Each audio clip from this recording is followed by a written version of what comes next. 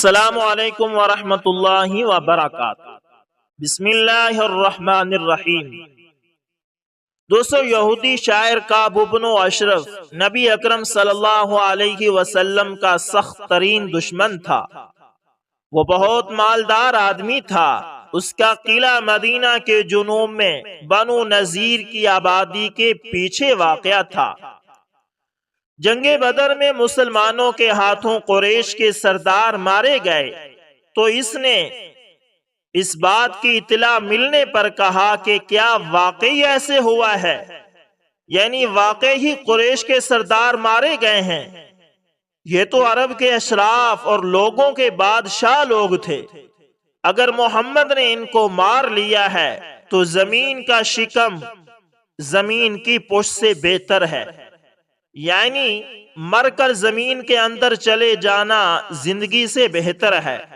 اور جب اسے معلوم ہوا کہ یہ بات سچی ہے تو اس کو اتنا صدمہ ہوا کہ وہ 40 آدمیوں کے ساتھ تعزیت کرنے مکہ چلا گیا۔ وہاں مرنے والوں کے لیے پردرد مرثیے پڑے، خود بھی رویا اور دوسروں کو بھی رلایا۔ اس کے علاوہ ان مرثیوں سے قریش کی آتش انتقام تیز کی۔ پھر ابو سفیان کو حرم میں لے کر آیا۔ وہاں حرم کا پردہ تھام کر عہد کیا کہ مسلمانوں سے بدر کا انتقام لیں گے۔ مکہ میں ایک موقع پر ابو سفیان اور مشرکین نے اس یہودی سے دریافت کیا کہ تمہارے نزدیک ہمارا دین زیادہ پسندیدہ ہے یا محمد اور اس کے ساتھیوں کا، اور دونوں میں سے کون سا فریق زیادہ ہدایت یافتہ ہے؟ کعب بن اشرف یہودی نے کہا، تم لوگ ان سے زیادہ ہدایت یافتہ اور افضل ہو۔ اس کے علاوہ وہ اپنے اشعار میں آپ صلی اللہ علیہ وسلم کی ہجو کرتا، لوگوں کو آپ کے خلاف اکساتا، حتیٰ کہ اس نے آپ کو دھوکے سے قتل کرنے کا قصد بھی کیا۔ اس کے ساتھ ساتھ اس نے صحابہ کرام کی عورتوں کے بارے میں بھی بیہودہ اشعار کہنے شروع کر دیے۔ چنانچہ تنگ آ کر نبی صلی اللہ علیہ وسلم نے اللہ تعالیٰ کے قانون کی روح سے، اللہ تعالیٰ کے حکم سے اسے عبرتناک سزا دینے کا فیصلہ کر لیا۔ آپ صلی اللہ علیہ وسلم نے اپنے صحابہ کرام رضوان اللہ علیہم اجمعین سے کہا، کون ہے جو کعب بن اشرف سے نمٹے؟ اس نے اللہ اور اس کے رسول کو بہت اذیت دی ہے۔ تو محمد بن مسلمہ رضی اللہ تعالی عنہ نے اٹھ کر عرض کیا، یا رسول اللہ صلی اللہ علیہ وسلم، میں حاضر ہوں، کیا آپ چاہتے ہیں کہ میں اسے قتل کر دوں؟ آپ صلی اللہ علیہ وسلم نے فرمایا، ہاں۔ تو محمد بن مسلمہ رضی اللہ تعالی عنہ نے عرض کیا، آپ پھر مجھے کچھ کہنے کی اجازت دیجئے۔ آپ صلی اللہ علیہ وسلم نے فرمایا، کہہ سکتے ہو، یعنی جو چال تم چلنا چاہو کعب بن اشرف کے خلاف چل سکتے ہو۔ اس کے بعد محمد بن مسلمہ رضی اللہ تعالی عنہ کعب بن اشرف کے پاس گئے اور بولے، اس شخص یعنی نبی صلی اللہ علیہ وسلم نے ہم سے صدقہ یعنی زکوٰۃ طلب کی، مال طلب کیا ہے، اور حقیقت یہ ہے کہ اس نے ہمیں مشقت میں ڈال رکھا ہے۔ کعب بن اشرف نے کہا، واللہ ابھی تم لوگ اور بھی اکتا جاؤ گے۔ حضرت محمد بن مسلمہ رضی اللہ تعالی عنہ نے کہا، اب جب کہ ہم اس کے پیروکار بن ہی چکے ہیں، اس لیے اس وقت تک اس کا ساتھ چھوڑنا مناسب نہیں لگتا جب تک یہ نہ دیکھ لیں کہ اس کا انجام کیا ہوتا ہے۔ پھر کہا، ہم چاہتے ہیں کہ آپ ہمیں 1 وسق یا 2 وسق غلہ دے دیں۔ کعب بن اشرف نے کہا، میرے پاس کچھ رہن رکھ دو۔ حضرت محمد بن مسلمہ رضی اللہ تعالی عنہ نے کہا، آپ کون سی چیز پسند کریں گے؟ آپ کعب کے قبض بطن کا اندازہ دوستو کریں۔ اس نے کہا، آپ اپنی عورتوں کو میرے پاس رہن رکھ دو۔ حضرت محمد بن مسلمہ رضی اللہ تعالی عنہ نے کہا، ہم اپنی عورتیں آپ کے پاس کیسے رہن رکھ دیں؟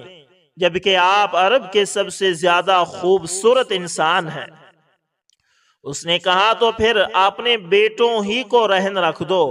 حضرت محمد بن مسلمہ رضی اللہ تعالی عنہ نے کہا ہم اپنے بیٹوں کو کیسے رہن رکھ دیں؟ اگر ایسے ہو گیا تو انہیں گالی دی جائے گی کہ انہیں ایک وسق یا 2 وسق کے بدلے رہن رکھا گیا تھا۔ یہ ہمارے لیے عار کی بات ہے۔ ہاں ہم آپ کے پاس ہتھیار رہن رکھ سکتے ہیں۔ اس کے بعد دونوں میں طے ہو گیا کہ حضرت محمد بن مسلمہ رضی اللہ تعالی عنہ ہتھیار لے کر اس کے پاس آئیں گے۔ ادھر حضرت ابو نائلہ رضی اللہ تعالی عنہ نے بھی اس طرح کا اقدام کیا، یعنی کعب بن اشرف کے پاس آئے، کچھ دیر ادھر ادھر کے اشعار سنتے سناتے رہے، پھر بولے بھائیا ابن اشرف میں ایک ضرورت سے آیا ہوں، اس کی بات کرنا چاہتا ہوں، لیکن اسے آپ ذرا صیغہ راز ہی میں رکھیے گا۔ کعب بن اشرف نے کہا ٹھیک ہے میں ایسا ہی کروں گا۔ حضرت ابو نائلہ رضی اللہ تعالی عنہ نے کہا بھائی اس شخص یعنی نبی صلی اللہ علیہ وسلم کا آنا تو ہمارے لیے آزمائش بن گیا ہے، سارا عرب ہمارا دشمن ہو گیا ہے، سب نے ہمارے خلاف اتحاد کر لیا ہے، ہماری راہیں بند ہو گئی ہیں، اہل و عیال برباد ہو رہے ہیں، ہم اور ہمارے بال بچے مشکلات میں پھنس گئے ہیں۔ اس کے بعد انہوں نے بھی ویسی ہی گفتگو کی جیسے حضرت محمد بن مسلمہ رضی اللہ تعالی عنہ نے کی تھی۔ دوران گفتگو میں حضرت ابو نائلہ نے بھی یہ کہا کہ میرے ہم خیال کچھ رفقا ہیں، میں انہیں بھی آپ کے پاس لانا چاہتا ہوں، آپ ان کے ہاتھ بھی کچھ بیچیں اور ان پر احسان کریں۔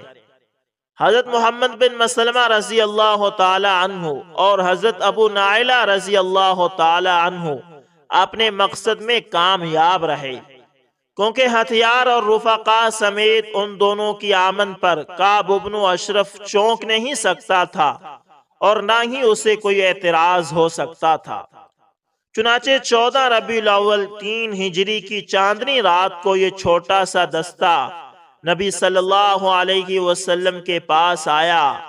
آپ بقیع غرقد تک ان کے ساتھ چلے، پھر فرمایا اللہ کا نام لے کر جاؤ اور دعا کی اللہ ان کی مدد فرما۔ پھر آپ اپنے گھر لوٹ آئے اور نماز و مناجات میں مشغول ہو گئے۔ ادھر یہ دستہ کعب بن اشرف کے قلعے کے دامن میں پہنچا تو اسے حضرت ابو نائلہ نے قدرے زور سے کعب بن اشرف کو آواز دی۔ آواز سن کر وہ ان کے پاس آنے کے لیے اٹھا تو اس کی بیوی نے کہا اس وقت کہاں جا رہے ہو؟ میں ایسی آواز سن رہی ہوں جس سے گویا خون ٹپک رہا ہے۔ کعب بن اشرف نے کہا یہ تو میرا بھائی محمد بن مسلمہ اور میرا دودھ کا ساتھی ابو نائلہ ہے۔ اس کے بعد کہا کہ کریم آدمی کو اگر نیزے کی مار کی طرف بلایا جائے تو وہ اس پکار پر بھی جاتا ہے۔ اس کے بعد وہ بہر آ گیا۔ کعب خوشبو میں بسا ہوا تھا، سر سے تو بہت ہی خوشبو آ رہی تھی۔ حضرت ابو نائلہ رضی اللہ تعالی عنہ نے اپنے ساتھیوں سے کہہ رکھا تھا کہ جب وہ آ جائے تو میں اس کے بال پکڑ کر سونگوں گا، جب تم دیکھنا کہ میں نے اس کا سر پکڑ کر اسے قابو میں کر لیا ہے تو اس پر جھپٹ پڑنا اور اسے مار ڈالنا۔ چنانچہ جب کعب بن اشرف آیا تو کچھ دیر باتیں ہوتی رہی، پھر حضرت ابو نائلہ رضی اللہ تعالی عنہ نے کہا ابن اشرف کیوں نہ شعب عجوز تک چلیں، ذرا آج رات باتیں کی جائیں۔ اس نے کہا اگر تم چاہتے ہو تو چلتے ہیں۔ اس پر سب لوگ چل پڑے۔ راستے میں حضرت ابو نائلہ نے کہا ایسی عمدہ خوشبو تو میں نے کبھی دیکھی ہی نہیں۔ یہ سن کر کعب خوش ہو گیا، کہنے لگا میرے پاس عرب کی سب سے زیادہ خوشبو والی عورت ہے۔ حضرت ابو نائلہ نے کہا اجازت ہو تو ذرا آپ کا سر سونگ لوں؟ وہ بولا ہاں ہاں۔ حضرت ابو نائلہ نے اس کے سر میں اپنا ہاتھ ڈالا، پھر خود بھی سونگا اور ساتھیوں کو بھی سونگایا۔ کچھ اور چلے تو حضرت ابو نائلہ نے کہا بھیا ایک بار اور؟ کعب نے کہا ہاں ہاں۔ حضرت ابو نائلہ نے پھر اسی طرح کیا یہاں تک کہ وہ مطمئن ہو گیا۔ اس کے بعد کچھ اور چلے تو حضرت ابو نائلہ نے پھر کہا بھیا ایک بار اور سونگنے دو۔ اس نے کہا ٹھیک ہے۔ اس دفعہ حضرت ابو نائلہ نے اس کے سر پر ہاتھ ڈال کر ذرا اچھی طرح بال پکڑ لیے تو بولے لے لو اللہ کے اس دشمن کو۔ اتنے میں کئی تلواریں پڑی لیکن صحیح طور پر کام نہ دے سکی۔ یہ دیکھ کر حضرت محمد بن مسلمہ رضی اللہ تعالی عنہ نے فوراً اپنی کدال لی اور اس کے پیڑوں پر لگا کر چڑھ پڑے۔ کدال آر پار ہو گئی اور اللہ کا یہ دشمن وہیں ڈھیر ہو گیا۔